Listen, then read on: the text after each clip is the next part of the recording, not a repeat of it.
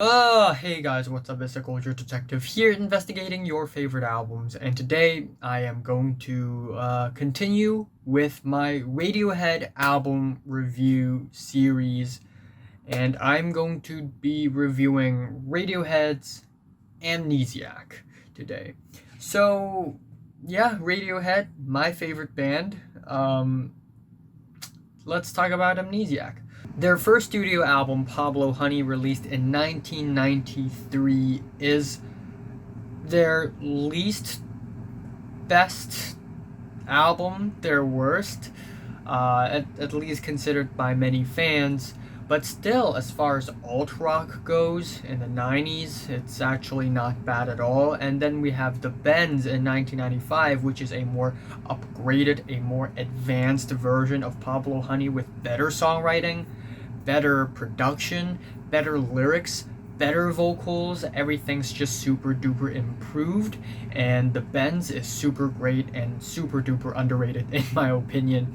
And then we have the one and only OK Computer in the year 1997, and a lot of people think that this is the best album ever, and I will not argue otherwise. While this is not my favorite Radiohead album, okay? OK Computer is not my favorite Radiohead album. It's still pretty much near perfect. Tracks like Karma Police, No Surprises, Paranoid Android, they're easy hits. The creative songwriting and just how beautiful the instrumentals are arranged. It's just and then we have tracks like Climbing Up the Walls. The climax gives me chills. Tracks like Exit Music for a Film, the guitars on Lucky and Electioneering, the interlude that is Fitter Happier, the album opening Airbag, Subterranean Homesick Alien is very underrated as well. OK Computer is a masterpiece, but the album that I love even more is 2000's Kid A, the greatest left turn in musical history. They went from alt rock to something genreless, where it's basically a combination of, I guess, art rock, art pop, electronic dance, maybe noise and ambient, and together they form Kid A. 10 tracks, but each track is so great. It's a different tone, a different vibe, but we have emotional, beautiful ballads like How to Disappear Completely, all the way to cacophonous, chaotic anxiety attacks like the national anthem. We have very beautiful ambient tracks like Tree Finger to something very haunting, demented, demonic, Morning Bell. And then a year later, they dropped Amnesiac, which is very similar to Kid A in that every single track sounds slightly different and it's pretty much genreless. It has bits of rock, bits of pop, bits of electronic, jazz, and also noise in the album. And this album is also recorded in the same session as the recording for Kid A, and a lot of people believe that this is basically just a bunch of leftovers from Kid A, but even if it's actually leftovers, a lot of the songs on this album are still great. Now, do I think this album is better than OK Computer? Hell no. Is it better than Kid A? Nope. Is it better than the Benz? Not necessarily, but I honestly still think that it is a pretty great album. Yeah. So, what's different between Amnesiac and Kid A is that Amnesiac is less eccentric, it's less wild, it's less crazy, it's a little more sane. At the same time, it's more obscure and it's very fuzzy and lost. As far as sad emotions go, again, Radiohead is really well known for sad music. Amnesiac is definitely the sadder one. I wouldn't say it's the more crazy one. It's saner but sadder. So yeah, I'm also going to be talking about the B-sides after I finish off all the tracks on the studio album. So yeah. Packed like sardines in a crushed tin box is the album opening, with its metallic percussion, punchy beats, and also these icy, chilled keyboard tones.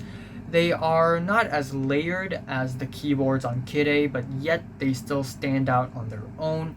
And honestly, it's a pretty good opening. It's not as exciting of an opening as Airbag or as ominous and cinematic as Everything in Its Right Place, but still, this is a really good opening. We have repeated refrains. I'm a reasonable man, get off my case, get off my case, get off my case. And also we get these glitchy video game percussion, these little video game-esque beats towards the end, which is really creative, and they're glitchy and they're jumping here and there, and it's just very nice tones. The second track, Pyramid Song, is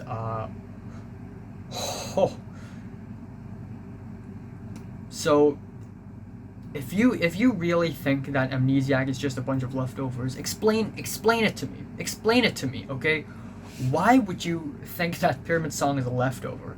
This song is a masterpiece.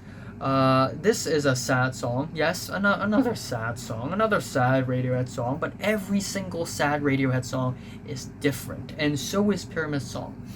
So we have covered How to Disappear Completely, which is sad, but in an ethereal, sort of smoky and almost ghostly way. Pyramid Song is sad in a dreamy and almost mystical way, where there's something really clear and watery about this track, but also something really sour and just painful, even tortured about this track. That makes this track so layered, and it's like an onion to peel. There are these really beautiful warped strings in the back just sort of cycling and swirling around. We get these pianos and they are hauntingly beautiful. And what's really special about this track is it's really, really strange, irregular rhythm, but yet the way the pianos and the drums and the vocals, they all go together, they follow up with the rhythm, and it sounds really perfect. And then we have the lyrics, and god damn are they beautiful. I jumped into the river, and what did I see? Black-eyed angels swam with me. A moon full of stars and astral cars, and all the figures I used to see. All my lovers were there with me, all of past and future. And we all went to heaven in a little rowboat, nothing to fear, nothing to doubt. There's something so absolute yet poignant about the lyrics that just sends goosebumps to me every time I listen to it. There's something so powerful. It's like there's something beyond my understanding. In fact, when I listen to many other tracks that Radiohead had made, I still get that sense. The lyrics are so absolute, it honestly feels beyond our understanding, and I just really love it. And also this track is, I guess you can interpret it as suicide. I jump into the river and what did I see? But it's almost like the protagonist that Thom Yorke is portraying, or himself, is struggling with suicidal thoughts, and he's trying to find peace. And his ultimate conclusion is that the only way to find peace is to die. And that is why after he jumps into the river, there are angels and all his lovers are with him, and it's really painful. And also Thom Yorke suffers from depression. Yes, depression disorder. And I'm really glad that he's okay now. He's gone through some stuff. Yeah. The ringing tones in the background, the drony tones, they are gorgeous as well. The third track is one of the strangest Radiohead tracks ever made, in my opinion. It's called Polk/Pool Revolving Doors.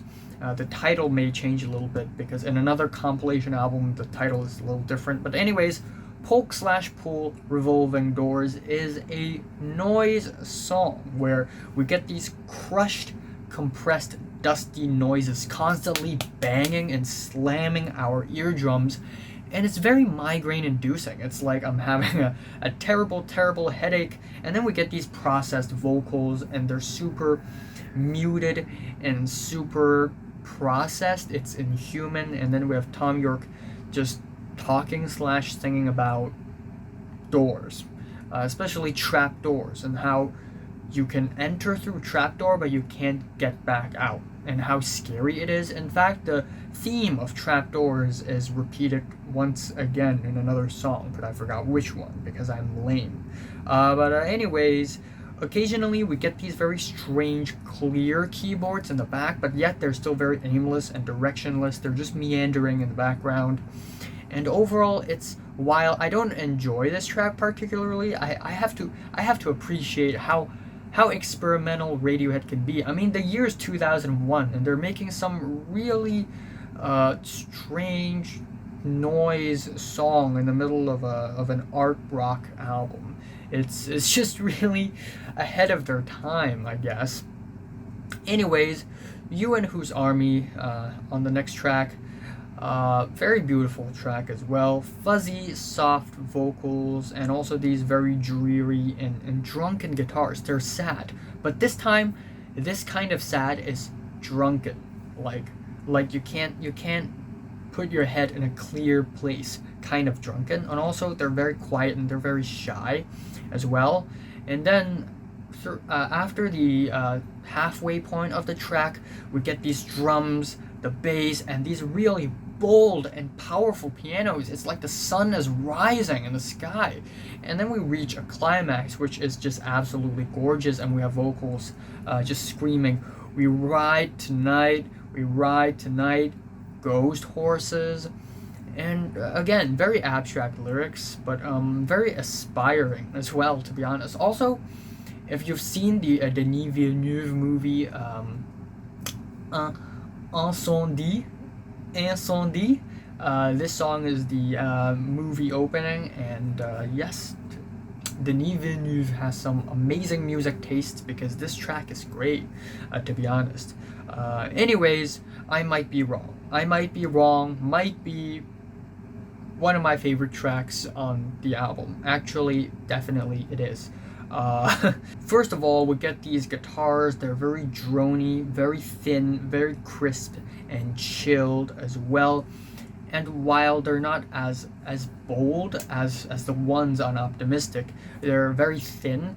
They still have so many layers on them, and these layers of guitars with these echoey sound effects, they just build up on one another, and they construct this wall of sound again, which is amazing. And the guitars themselves, they're very deserty, icy, and crunchy. The beat is bouncy, it's punchy, and then after the halfway point, the beat becomes very chuggy and metallic, and I really love that. The vocals, they're very lonely, and they're slightly reverby to give it a little more space. So the production is really on point. And then we have the lyrics, which is again really abstract, really strange, but it sounds great. What can I say? The vocal melodies, they all come together perfectly.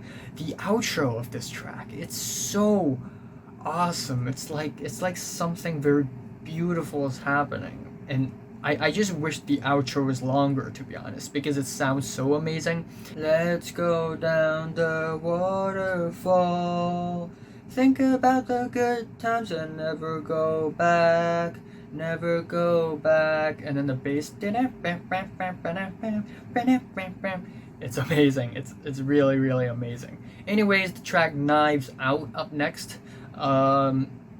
Another sad song, but again, a different kind of sad. This time it's really dreary, but milky. I don't know why I use the word milky, but it is milky. Like, there's a kind of sadness where it's very ethereal, very intangible, very ghostly. This is like the opposite of that. It's very milky, it's very tangible, it's very real. It's very real and in front of your face. At least this is how the track feels to me. The sour tones of this track, it's very uncertain, but yet they match and flow together with the very dejected sounds of this track as well. The vocal melodies are definitely very upfront on the track, and we have lyrics like "Catch the mouse, squash his head, put him in the pot," also "Knives out, put it in your mouth," and also "Drowning dogs." It's really messed up, I have to say. I mean, Radiohead is no stranger in writing messed up lyrics, but yeah, Knives Out, it isn't a violent song, but the lyrics, they're certainly really strange, and that's one of the characteristics that I really really love about this track. Afterwards, we have Morning Bell / Amnesiac, the title track. It's been a while since Radiohead had... No, I take that back. Kid A is the title track. Anyways, this is weird, because this track is basically a different rendition of Morning Bell off of Kid A. Now, I've already talked about this, but they originally wrote Morning Bell and sort of recorded a demo version of it and put it in a tape, and then there's a thunderstorm and the tape is damaged. And so Thom Yorke or the band themselves, they had to reimagine the song again with their own memories, which became the Kid A version of Morning Bell. But they somehow found the tape again, and now we have the original Morning Bells, which is now in Amnesiac. So given that this is only this is the original version, it's not as exciting as the Kid A Morning Bell. I like it though. Like, as far as music goes, this track is really great. I love the warm, saturated tones of the track. It's in 4/4, not 10/8, so not as exciting. But still, I really love how sweet and lovely this track is. There's something really spacey and reverby that I like, but still, in comparison with the Kid A version of Morning Bells, I prefer Kid A's Morning Bells like 100 times more than this one. And it doesn't have the haunted demonic ending that Kid A's Morning Bells has, and I just don't really see the reason why they need to put out Morning Bells again. But I'm not mad either. It's still a really good song. Anyways, up next we have Dollars and Cents, and oh my gosh, this track is super duper underrated. This is another migraine inducing track, and instead of slamming noise into your eardrums, this track is so much more indulgent, but yet it's such a migraine, and in a way it's actually really entertaining. We get these guitars. They are concerning. They're really worrisome. And then these hi-hats just constantly bubbling. And then we get these strings, and they're really strange because they are really bold, layered strings. But they are not consistent. They show up in the beginning, they disappear, and then they show up again randomly. They swell randomly, and it's almost like they're unpredictable, the way they go up and down. It's very, very strange. And then we have lyrics in the first half at least, which is about strategy, where Thom Yorke talks about there are weapons we can use, be constructive with your blues. It's really strange, and given how worrisome and sour and uncertain the instrumentals are, and then the vocals are like this, it's almost like Thom Yorke is in the middle of a storm and he's trying to collect his thoughts, like, what am I going to do? How am I going to deal with such chaos?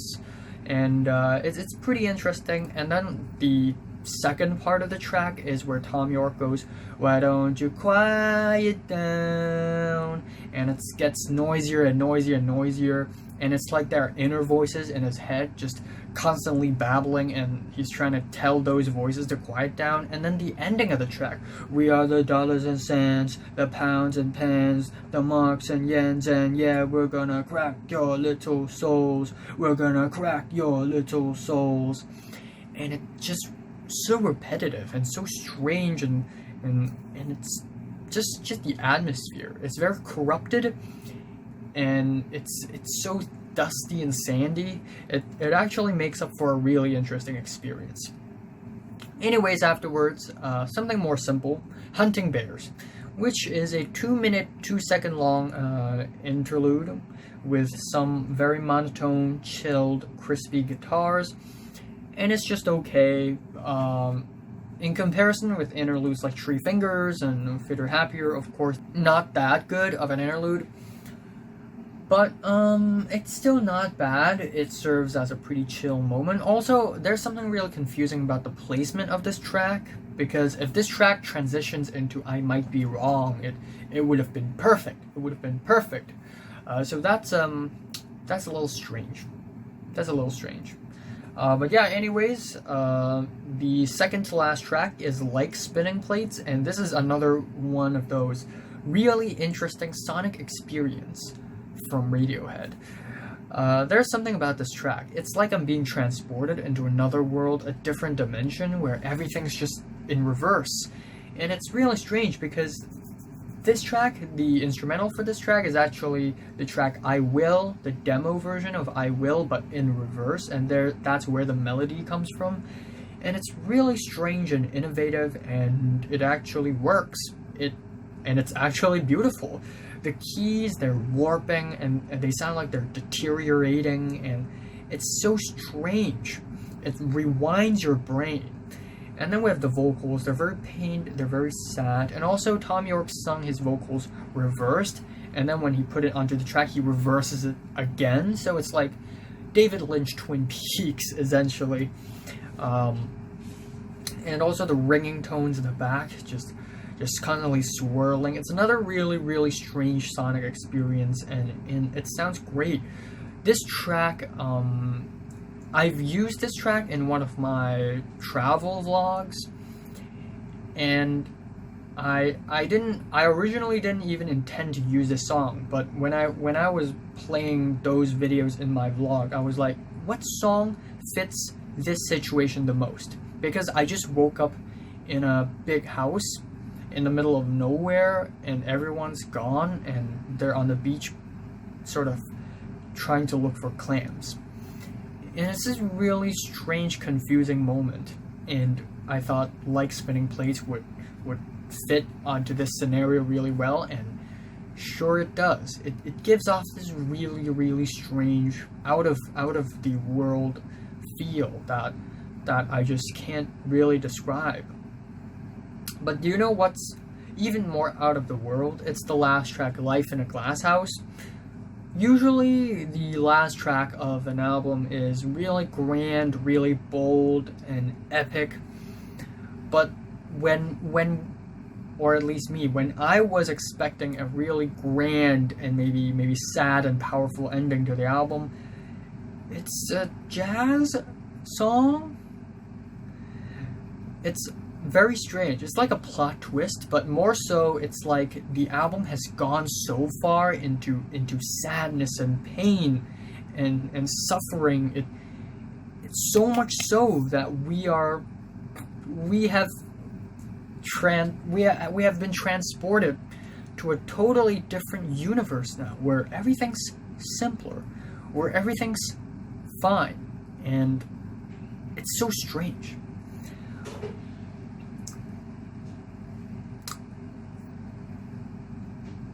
Hi.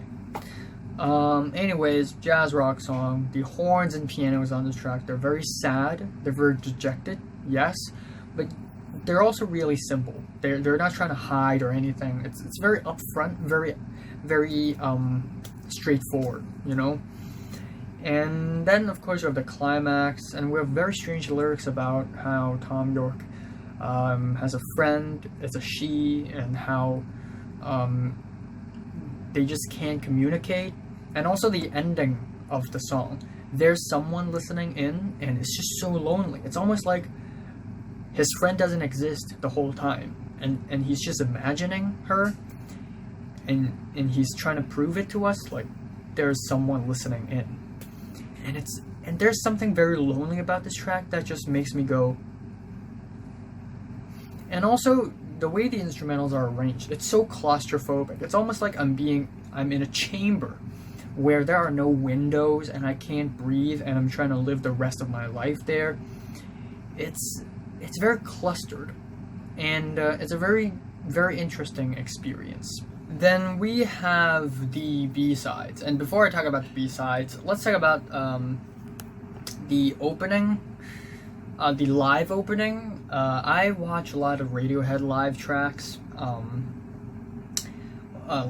live videos, and every time they go on tour, they would start, and before they come onto the stage, they would play like a little track, little instrumental track, And the track they play when they were touring for Kinetic and Amnesiac, it's this really dark string piece where these strings are super scratchy and thin. And it's so dark and haunting and chilling. It's very scary. Very, very scary.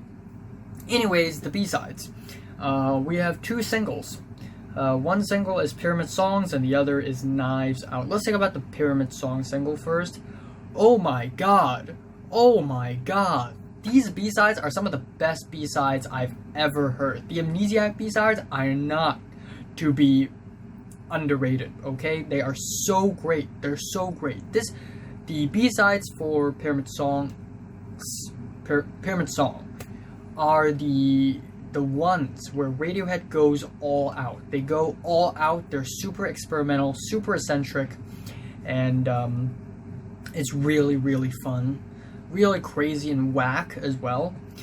First off, we have the amazing sounds of Orgy, and it's like I'm in a jungle. I'm in a chaotic jungle where all the animals have mental illness, and every animal is crazy, and the birds are violently chirping. We get tubas in the back just laughing like a laughing elephant of sorts. We're in a jungle, and then there's these hand drums, and it's so chaotic and cacophonous and noisy. And then we get these vocals, which are very bluesy, very chilled, very bluesy, and the vocal melodies are very soured but yet layered, and it's just this really strange experience that has a lot of potential energy underneath, a lot of tension being built, and it's a great track. And then we have Transatlantic Drawl, which is just whack. This track is insane. High speed. The first half of the track is just Radiohead on drugs, basically. Is this what mania sounds like? I wonder what mania feels like. And this track just really captures that, I guess. The bass is speedy, the drums are quick, the guitars, they're super duper fast. We get these beat scratches like we're going too fast, slow down, slow down. It's just so fast and upbeat and exciting, and in a way it's like it's going crazy because it's just going wild and nasty. And then we get these robotic refrains being repeated in the back. It's really weird. And then it's gone so fast.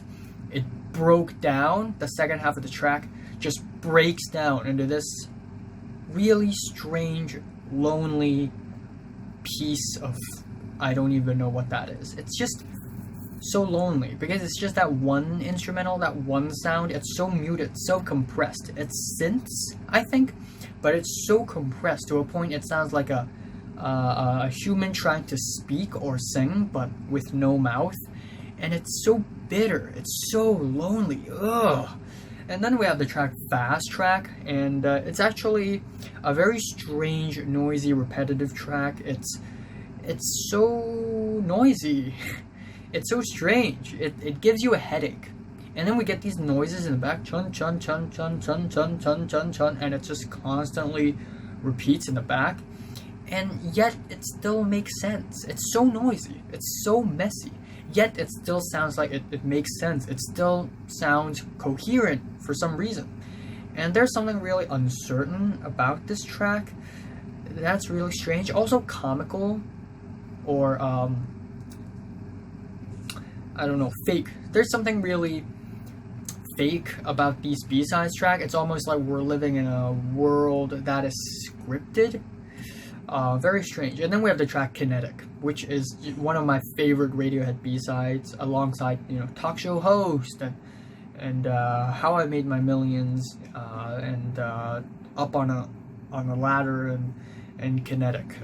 Kinetic is one of my favorites. It honestly sounds like we're being transported to another world where it's a very echoey and reverby world where everything just echoes because everything's not real. It's just a part of your imagination or something.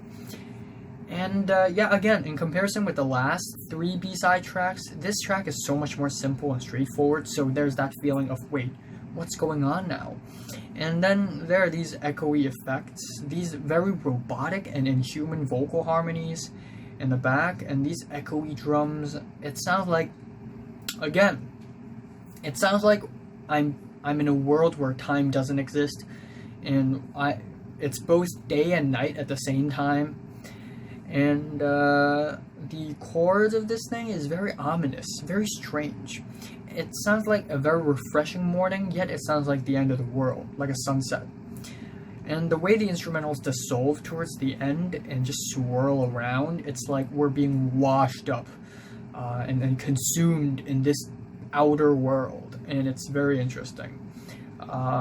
Anyways, the Knives Out singles, the Knives Out B-sides.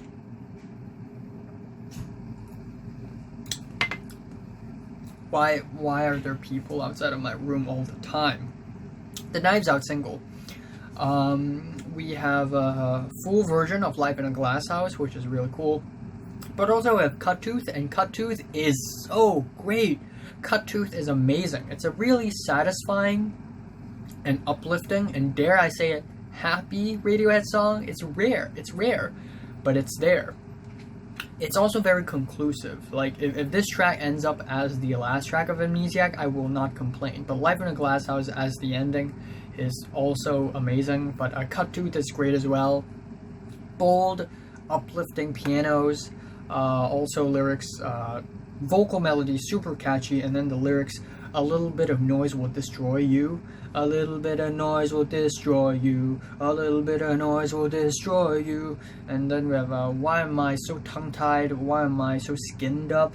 And later on the lyrics will also repeat on Myxomatosis, on Hail to the Thief. And then we have Worrywart, which is not that great of a track. We get these fuzzy keyboards, and they sort of form this layer of keys, a bed of keys. And then we have the beatbox beat, which I wasn't a huge fan of, but again, I appreciate the band for experimenting.